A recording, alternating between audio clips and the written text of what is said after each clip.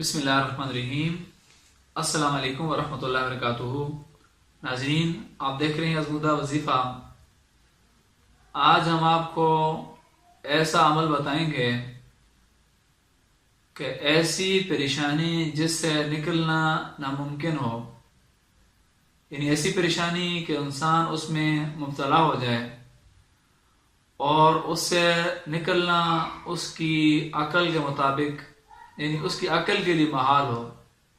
سوچنے والے بھی یہ سوچیں کہ یہ بندہ اب اس پریشانی سے نہیں نکل سکے گا، یا ایسی کوئی بیماری ہے، یا ایسا اس کے اوپر قرض ہے اور اس کی آمدنی بہت کم ہے،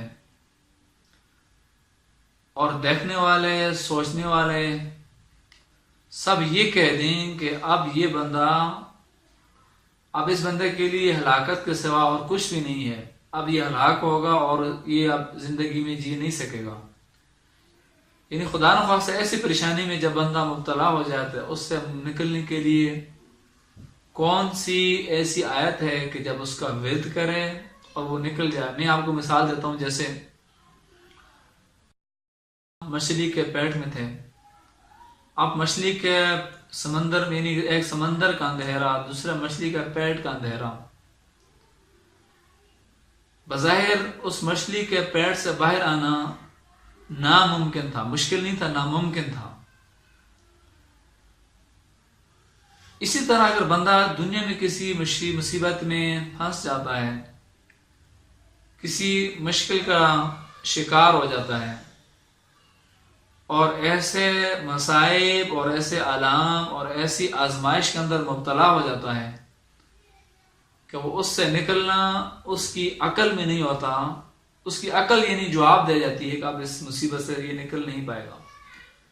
تو ناظرین، آپ نے ایسا کرنا ہے، ایسی پریشانی جو آپ کی عقل میں، جس سے آپ اپنی عقل کے مطابق جس سے نہیں نکل سکتا، آپ نے ایسا کرنا ہے کہ 313 مرتبہ صبح اور شام آیت کریمہ پڑھنی۔ کون سی آیا؟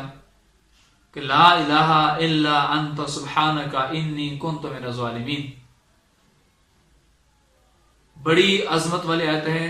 نوح علیہ السلام بھی اسی آیت کا ورد کرتے رہے، اور بالآخر اللہ تعالیٰ نے ان کو مچھلی کے پیٹ سے نجات دی۔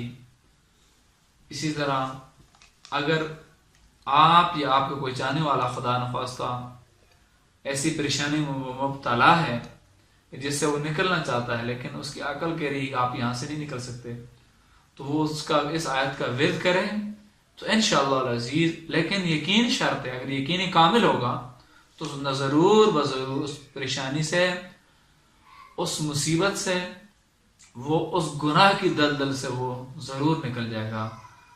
ناظرین، اگر آپ کو ہماری نیک کاوشیں پسند آ رہی ہیں تو ہمارے چینل ازمودہ وظیفہ کو سبسکرائب کیجئے، اور صدقہ جاریہ سمجھ کر ہماری ویڈیو کو شیئر کیجئے، اور کمنٹس ہمیں ضرور آگاہ کیجئے۔ اپنا اور اپنے جانے والوں کا بہت بہت خیال رکھیے۔ اللہ حافظ۔